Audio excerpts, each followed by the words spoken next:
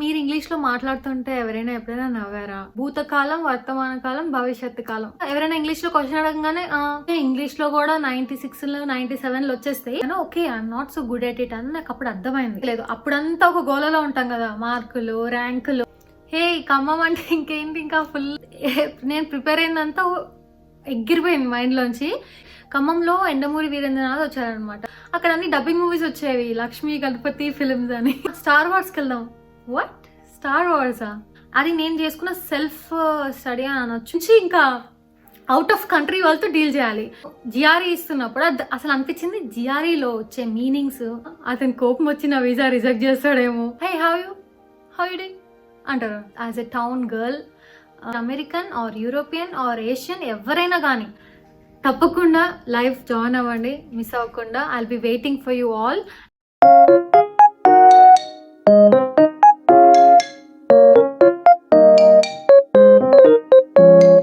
Hi hello, నేను హిమ. మీ అందరూ ఎలా ఉన్నారు? ఈ వీడియో కనుక మీ ఫస్ట్ టైం చూస్తుంటే, నా పేరు హిమ. నేను మాస్టర్స్ చేయడానికి యూఎస్ వచ్చాను. నా మాస్టర్స్ అయిపోయింది. ఇప్పుడు నేను కరెంట్లీ జాబ్ చేస్తున్నాను. నేను ఇంతకుముందు చాలా వీడియోస్ చేశాను, ఒకసారి వెళ్ళి చూడండి. నచ్చితే కనుక ఖచ్చితంగా సబ్స్క్రైబ్ చేసుకోండి. ఓకే, ఈ వీడియో దేని గురించి అంటే, రీసెంట్గా ఫ్యూ సబ్స్క్రైబర్స్ నన్ను ఇన్స్టాగ్రామ్లో పర్సనల్గా మెసేజ్ చేసి, మీరు ఇంగ్లీష్లో మాట్లాడుతుంటే ఎవరైనా ఎప్పుడైనా నవ్వారా, లేకపోతే మీకు ఇంగ్లీష్ మాట్లాడడానికి ఏదైనా ట్రబుల్ అయిందా అని అడిగారు అనమాట. సో నాకు ఆ క్వశ్చన్ ఇంట్రెస్టింగ్ అనిపించింది, కరెక్ట్ జెన్యున్ క్వశ్చన్ అనిపించింది. So why not I talk about it అని అనుకున్నాను. నేను ఒక 2-3 డేస్ ఆలోచించి అసలు మాట్లాడడం అవసరమా ఈ టాపిక్ గురించి, ఇట్స్ ఆల్ ఓవర్ కదా అని.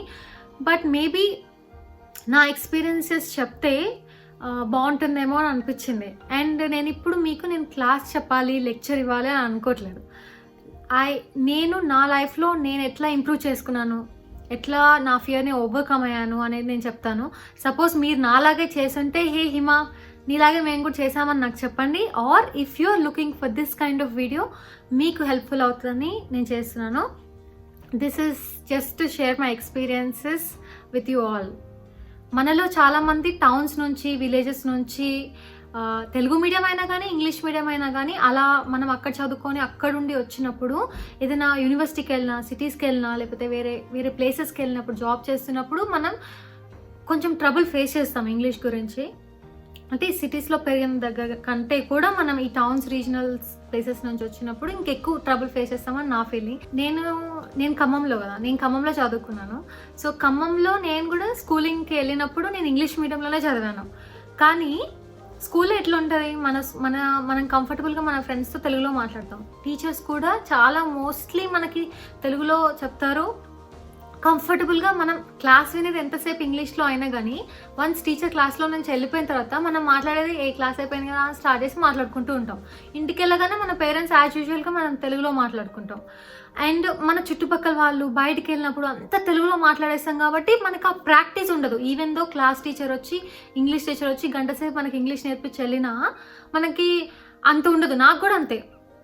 సో నేను 10th క్లాస్ వరకు కూడా నేను ఇంగ్లీష్ మీడియంలోనే చదివాను. కానీ ఇంగ్లీష్ మీడియంలో గ్రామర్ కోసం పర్టికులర్గా ఒక టీచర్ వచ్చి చెప్పినా కూడా ఆ టేబుల్ ఒక పెద్ద 2 పేజెస్ నిండా ఒక టేబుల్ 13 టెన్సెస్ ఉండేవి అనమాట. ప్రజెంట్, పాస్ట్, ఫ్యూచర్ మనకు నేర్పిస్తారు కదా. భూతకాలం, వర్తమాన కాలం, భవిష్యత్తు కాలం. సో అది తెలుగులో 3 ఉంటాయి కావచ్చు, ఇక్కడ ఒక 13, 14 ఉన్నాయి ఫుల్గా. అసలు ఆ టేబుల్ ఇప్పటికీ నాకు, నేను ఏ ఇంక్తో రాసానో కూడా నాకు కళ్ళకు కట్టినట్టు కనిపిస్తూ ఉంటుంది. ఎంత చదివినా కానీ సడన్గా బయటకు వచ్చేసిన తర్వాత ఎవరైనా ఇంగ్లీష్లో క్వశ్చన్ అడగగానే ఆలోచించుకోవాలన్నమాట. ఇప్పుడు ఏ టెన్స్ వాడి ఆన్సర్ చేయాలి అనే ట్రబుల్ వచ్చేది నాకు. సో నేనే ప్రాక్టీస్ చేసుకున్నాను ఇంట్లో కూర్చొని. అసలు ఇప్పుడు ఏ టెన్స్లో క్వశ్చన్ అడిగితే ఏ టెన్స్లో ఆన్సర్ చేయాలి, ఇది ఎవరికి చెప్పుకునే ప్రాబ్లం కూడా కాదు. సడన్గా వెళ్ళి టీచర్కి నాకు ఇప్పుడు ఏం చేయాలో అర్థం కాలేదు అని చెప్పే అంత ధైర్యం లేదు. అండ్ పక్కన ఫ్రెండ్స్తో డిస్కస్ చేసే అంత లిబర్టీ ఉండదు. ఎందుకంటే కొంచెం మనకు రాదని చెప్పడం అనేది ఒక కైండ్ ఆఫ్ ఫీలింగ్ ఉంటుంది కదా. అది నేను కూడా ఫేస్ చేశాను అనమాట చాలాసార్లు. నేను చెప్పాలనే అనుకోలే, అసలు నాకు ఆ థాట్ కూడా రాలే. ఎందుకంటే ఏమో ఐ డోంట్ నో. సో అలా జరిగిపోయి నా స్కూలింగ్ అట్లా అయిపోయింది. మార్క్స్ బాగా వచ్చాయి, ఇంగ్లీష్లో కూడా 96లు 97లు వచ్చేస్తాయి. కానీ రాయడం వస్తుంది, చదవడం వస్తుంది, కానీ మాట్లాడడం తక్కువని రాదనమాట. సో నేను చేసిన గుడ్ థింగ్ ఏంటంటే ఆ గుడ్ థింగ్ ఏంటో నాకు తర్వాత అర్థమైంది, అప్పుడు ఆ టైంలో అర్థం కాలేదు. ఏంటంటే ఏదైనా నేను చిన్నప్పుడు ఉన్నప్పుడు 3rd క్లాస్ 4th క్లాస్లో కూడా స్కూల్లో థాట్ ఫర్ ద డే అని ప్రేయర్లోకి వచ్చి చెప్పమని చెప్పేవాళ్ళు అనమాట. నాకు నిజంగా థాట్ రాకపోయినా కానీ ఏదో ఒకటి రాసుకొని వెళ్ళి లేకపోతే ఎక్కడైనా కాపీ కొట్టుకొని వెళ్ళి ఆ ప్రేయర్లో నుంచొని చదివేదాన్ని థాట్ ఫర్ ద డే అని చెప్పి. సో ఈవెన్ హై స్కూల్లో కూడా ఏదైనా బోర్డు మీద వెళ్ళి రాయాలన్నా, ఏదైనా ప్రాబ్లం చేయాలన్నా, ఏదైనా పర్ఫామ్ చేయాలి, ఏదైనా మాట్లాడాలి, ఏదైనా యాక్టివిటీ ఉంది అంటే I use to go and do it without any fear. So that అది నాకు తర్వాత హెల్ప్ అయింది కాన్ఫిడెన్స్ పెంచుకోవడానికి. అండ్ భయం అనేది స్లోగా పబ్లిక్లో జనాల మధ్యలోకి వెళ్ళి మాట్లాడడం, స్టూడెంట్స్ మధ్యలోకి వెళ్ళి మాట్లాడడం అనే ఫియర్ మనలోనే ఆటోమేటిక్గా వెళ్ళిపోతుంది. సో అది నేను మళ్ళీ రియలైజ్ అయ్యాను అనమాట. అదే నేను చేసిన మంచి పని స్కూల్లో ఉన్నప్పుడు అట్లీస్ట్ అదైనా చేసినా అనిపించింది నాకు.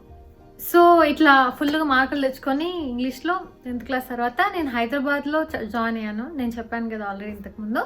సో హైదరాబాద్లో జాయిన్ అయినప్పుడు ఇంటర్ కాలేజ్లో జనరల్గా నా ఫీలింగ్ ఏంటంటే హైదరాబాద్లో ఉన్న కిడ్స్కి టౌన్స్లో పెరిగిన కిడ్స్కి కొంచెం డిఫరెన్స్ ఉంటుంది. ఏంటంటే ఎడ్యుకేషన్ వైజ్, సిలబస్ వైజ్ వాళ్ళ స్కూల్స్లో అన్నీ సేమ్ ఉన్నా వాళ్ళు ఇంటరాక్ట్ అయ్యే పీపుల్ ఎక్స్పోజర్ కొంచెం డిఫరెంట్గా ఉంటుంది. అక్కడ కొంచెం ఎక్కువ మంది పీపుల్తో ఇంటరాక్ట్ అయ్యి వేరే లాంగ్వేజ్ వాళ్ళతో మాట్లాడడం వల్ల వాళ్ళు ఇంకా కొంచెం బెటర్గా మాట్లాడతారు మనకన్నా అని అనిపించేది అనమాట నాకు. సో నేను రియలైజ్ అయినా అది ఇంటర్కి వెళ్ళినప్పుడు. నేను ఇంటర్ కాలేజ్లో ఉన్నప్పుడు డిఫరెంట్ స్టేట్స్ వాళ్ళు వచ్చారు అక్కడ. మన నార్త్ నుంచి కానీ బెంగళూరు నుంచి కానీ డిఫరెంట్ పీపుల్ వస్తారు కదా కాలేజ్లో చదువుకోవడానికి. అట్లా వచ్చినప్పుడు నేను వాళ్ళతో మాట్లాడేటప్పుడు నేను రియలైజ్ అయ్యాను, okay I'm not so good at it అని నాకు అప్పుడు అర్థమైంది.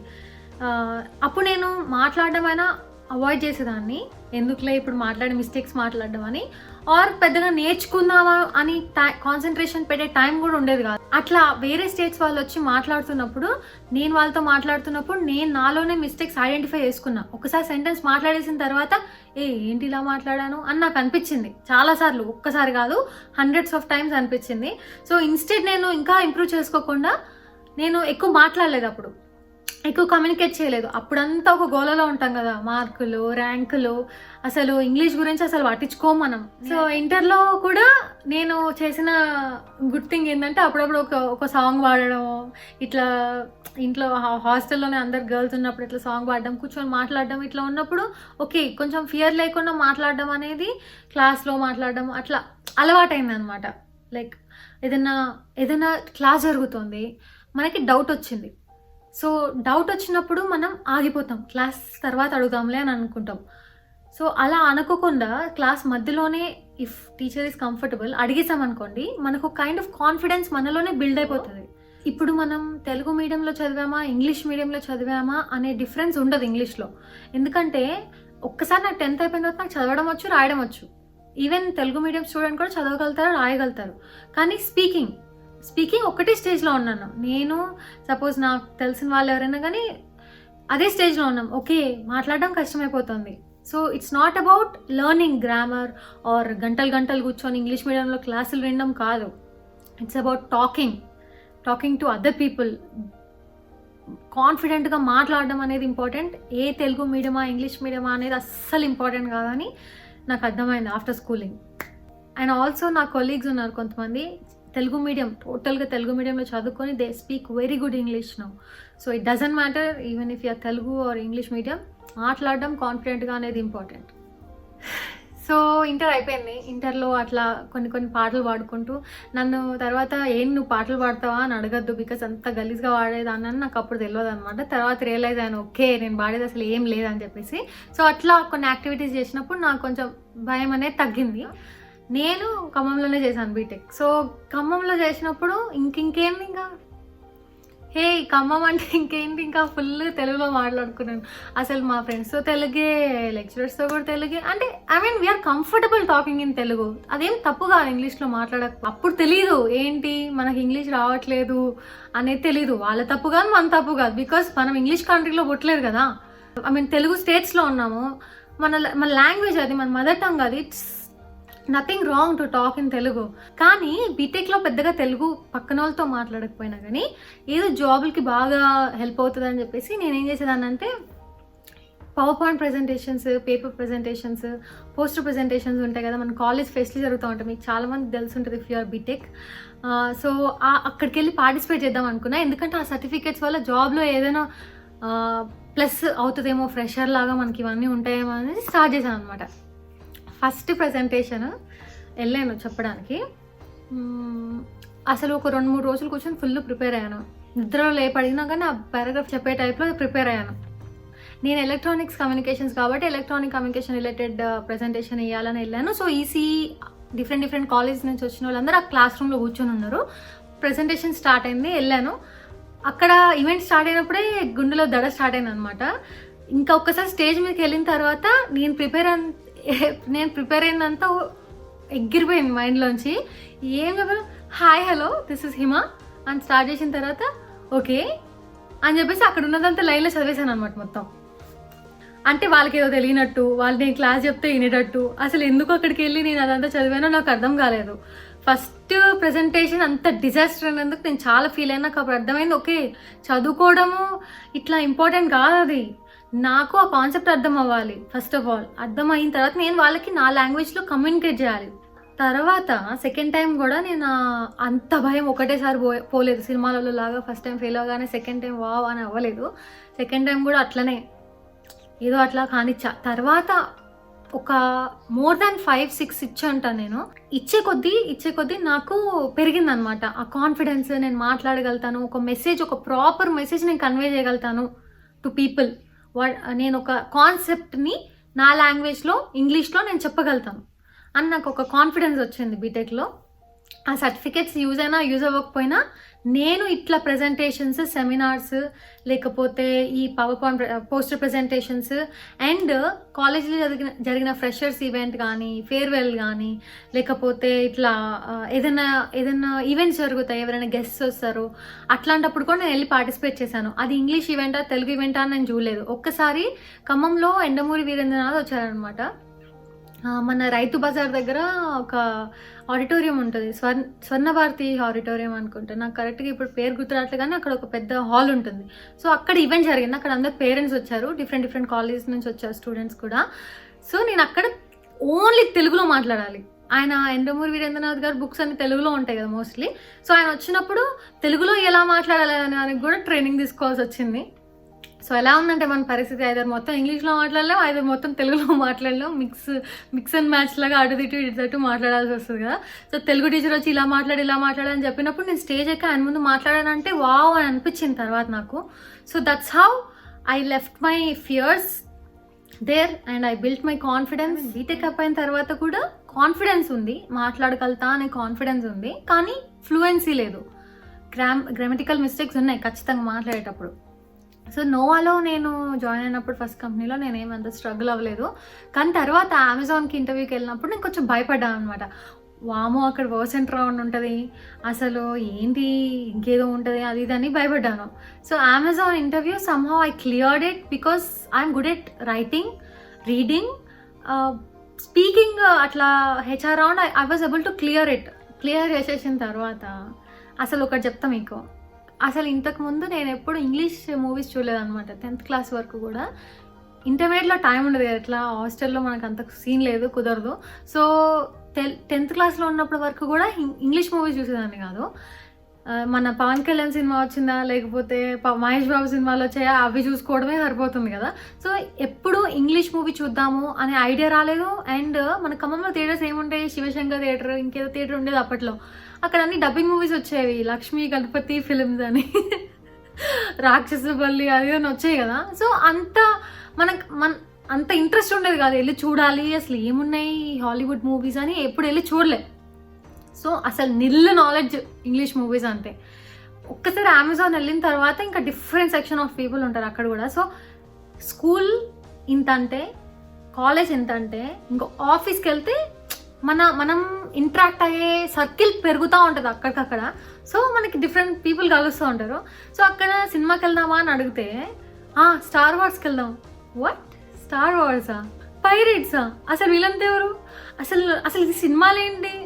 నిజంగా నేను జోక్ చేయట్లేదు, నాకు తెలియదు ఆ సినిమాలో. ధైర్యం చేసి వెళ్ళా ఒక సినిమాకి, మిషన్ ఇంపాసిబుల్ ఇంకేదో వాట్ ఎవర్. ఇంకేదో మూవీకి వెళ్ళినప్పుడు అసలు I couldn't understand anything, subtitles లేకుండా నాకు అర్థం కూడా కాదు సినిమా. Okay, so this is the beginning అని అనిపించింది. So then I started listening to English songs, I started reading books. నాకు అనిపించిన ఇండియన్ రైటర్ బుక్స్ ఉంటాయి కదా, చేతన్ భగత్ కానీ ఇంకెవరో రవీందర్ సింగ్ ఇంకెవరో, సో వాళ్ళందరి బుక్స్ తీసుకొని చదవడం స్టార్ట్ చేశాను నేను. అది నేను చేసుకున్న సెల్ఫ్ స్టడీ అని అనొచ్చు, అంటే ఇంట్రెస్ట్ తోటి చేశాను అనమాట. Like to participate at least in that conversation అలా చేశాను. నాకు ఇంగ్లీష్ ఇంప్రూవ్ చేసుకోవడానికి చేయలేదు, అట్లీస్ట్ ఓకే వాళ్ళు అడుగుతున్నది మనకు తెలియాలి కదా, అట్లీస్ట్ మనం అక్కడ ఉండి మాట్లాడాలంటే మనకు తెలియాలి కదా అని చెప్పేసి నేను అట్లా స్టార్ట్ చేశాను అనమాట. And then I move to Bengaluru. అక్కడ తెలుగే రాదు ఎవరికి, సో తెలుగు రాదు, different states of sections of people ఉంటారు, అండ్ అక్కడ ఇంకా ఎక్స్పోజర్ ఇంకా వ్యాస్ట్ ఉంటుంది. సో నేను మాట్లాడే వాళ్ళందరూ ఐదర్ చెన్నై లేకపోతే బెంగళూరు లేకపోతే ఇంకెక్కడి నుంచి వచ్చిన వాళ్ళే ఉన్నారు. సో నేను తెలుగు ఎక్కువ మాట్లాడలేదు అక్కడ. సో నేను ఆఫీస్లో కూడా ప్రాజెక్ట్లో కూడా ఇంగ్లీష్లోనే మాట్లాడాల్సి వచ్చింది. So that's how I improved it again. కంపెనీలో జాయిన్ అయిన తర్వాత అది మ్యాండేటరీ అయినప్పుడు వాళ్ళు మనం గ్రామటికల్ మిస్టేక్స్ చూస్తున్నామా అని పట్టించుకోరు. మనం ఎక్స్ప్లెయిన్ చేసే కాన్సెప్ట్, మనం ఎక్స్ప్లెయిన్ చేసే మన ఐడియాస్ థాట్స్ వాళ్ళకి కన్వే అయినాయా అదే ఇంపార్టెంట్. మనం గ్రామర్లో చెప్తున్నామా, ఈజ్ బదులు వాజ్ వాడామా, ఇట్లాంటి ఏమి దే జస్ట్ ఇగ్నోర్. బికాస్ వాళ్ళకి కావాల్సింది మన దగ్గర నుంచి వర్క్, స్కిల్. మన స్కిల్ మనం లాంగ్వేజ్లో ప్రాపర్గా ఎక్స్ప్లెయిన్ చేస్తున్నామా లేదా, అదే ఇంపార్టెంట్ కంపెనీలో.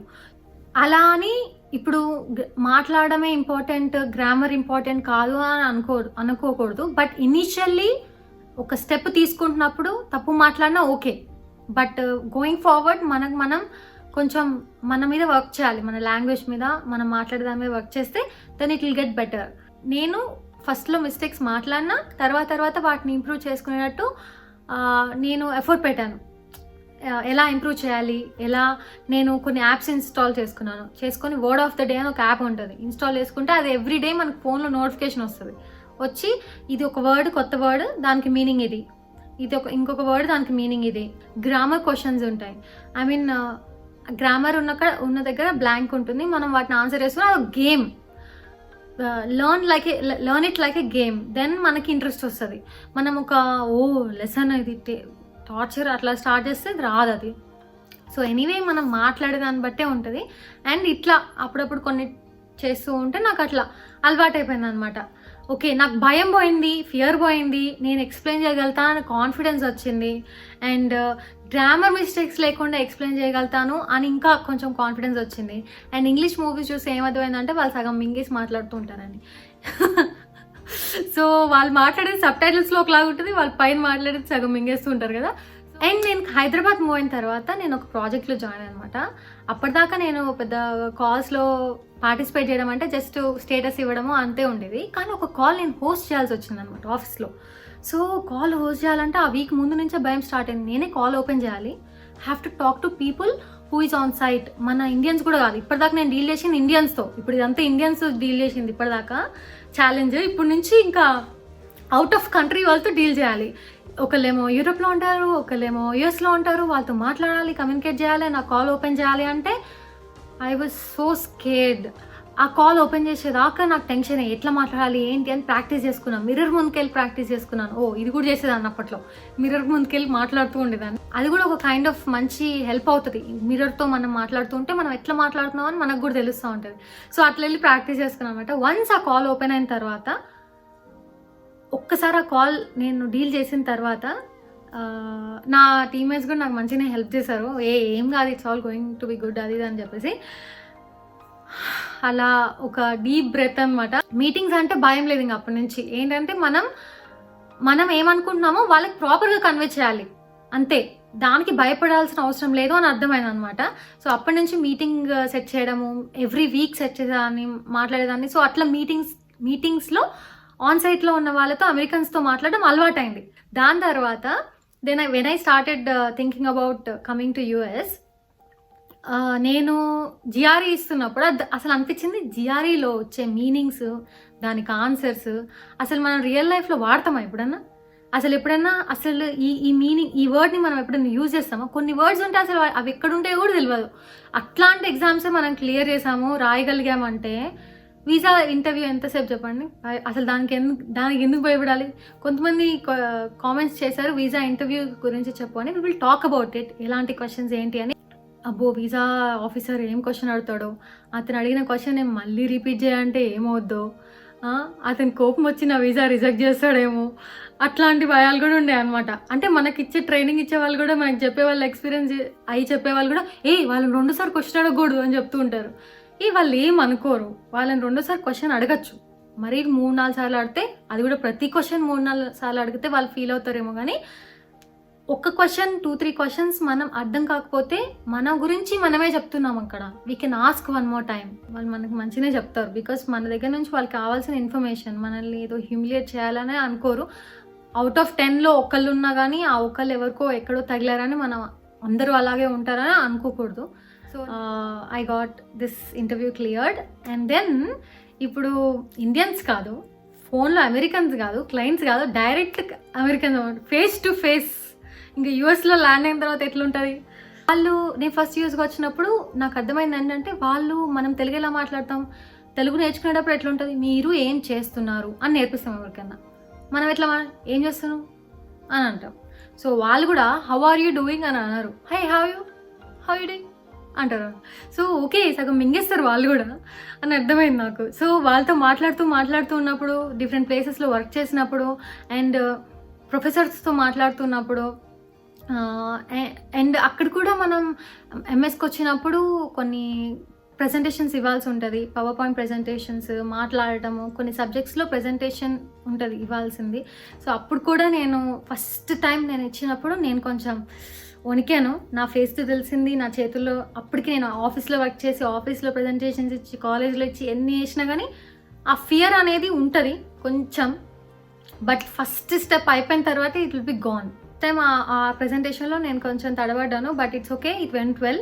I got good marks, good grade. And then ఇంకా అందరితో మనం యాజ్ యూజువల్ ఇండియాలో మనం ఫ్రెండ్స్తో ఎట్లా మాట్లాడతాం అట్లా మనం ప్రొఫెసర్స్తో, ఇక్కడ ఉన్న వాళ్ళతో మాట్లాడడం అలవాటైపోతుంది. యాజ్ ఇట్ ఈస్ అలవాటైపోయింది నాకు కూడా అట్లనే.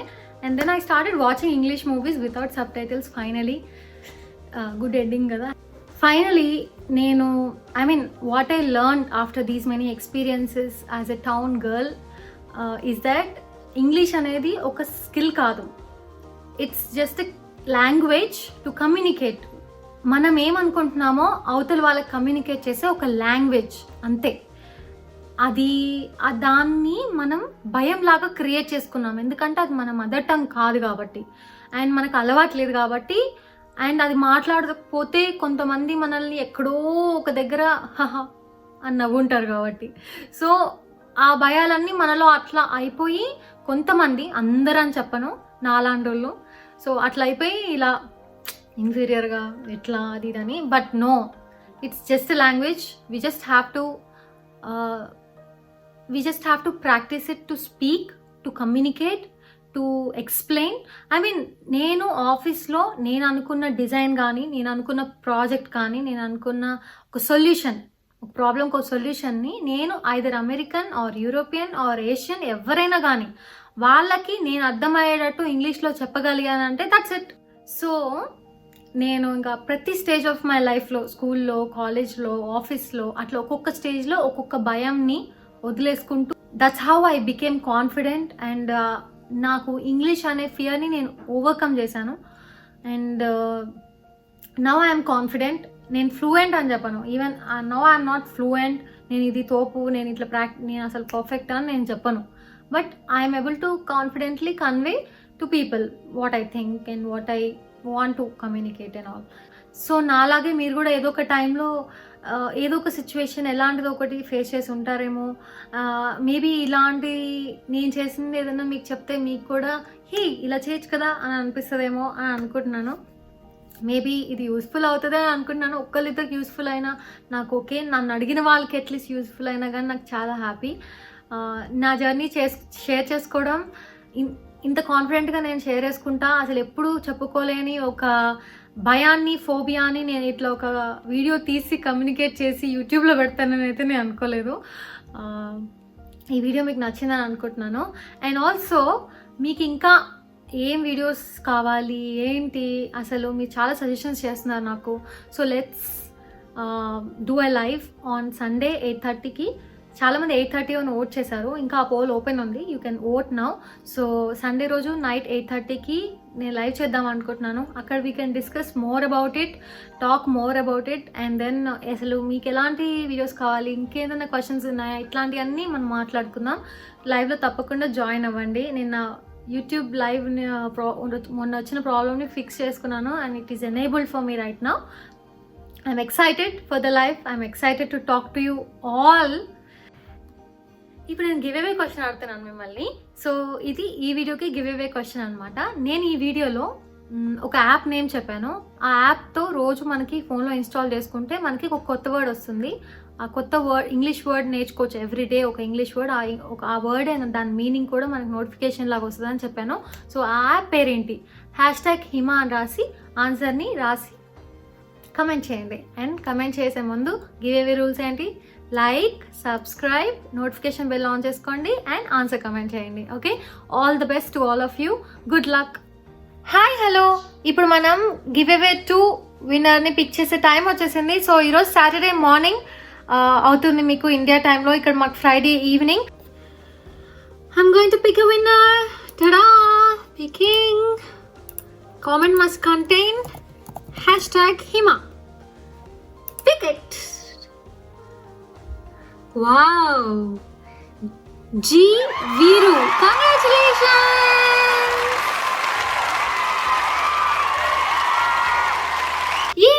కంగ్రాచులేషన్స్ వీరు. మీరు నాకు ఇన్స్టాగ్రామ్లో పింక్ చేయండి, లేకపోతే ఈమెయిల్లో మెయిల్ చేయండి. ఆ 1000 రూపీస్ అమెజాన్ వోచర్ మీకు ఎలా పంపించాలి అని we can talk about it. మిగతా వాళ్ళందరూ ప్లీజ్ డోంట్ గెట్ డిసప్పాయింటెడ్. ఈ వీడియోలో కూడా ఇంకో గివ్ అవే క్వశ్చన్ ఉంది, ప్లీజ్ అది ఆన్సర్ చేయండి. And please keep participating. ఈ గివ్ అవే June 17th వరకు ఉంది. So we can have many winners. So all the best to all of you and good luck. Thank you. తప్పకుండా live join అవ్వండి, miss అవ్వకుండా. I'll be waiting for you all. And ఈ వీడియోలో నేను అసలు class పీకాలని అనుకోలేదు, పీకలేదనే అనుకుంటున్నాను మీ అందరికీ. అండ్ మీ అందరూ జాగ్రత్తగా ఉండండి, సేఫ్గా ఉండండి, మాస్క్స్ వేసుకోండి, ఇంట్లోనే ఉండండి. లాక్డౌన్ కదా, అస్సలు బయటకు వెళ్ళొద్దు, ఏదైనా అవసరం ఉంటే తప్ప. I know it's difficult, tough times now, but please take care of your self and your family. Thank you so much for watching this video. Take care, stay safe, stay healthy. Bye.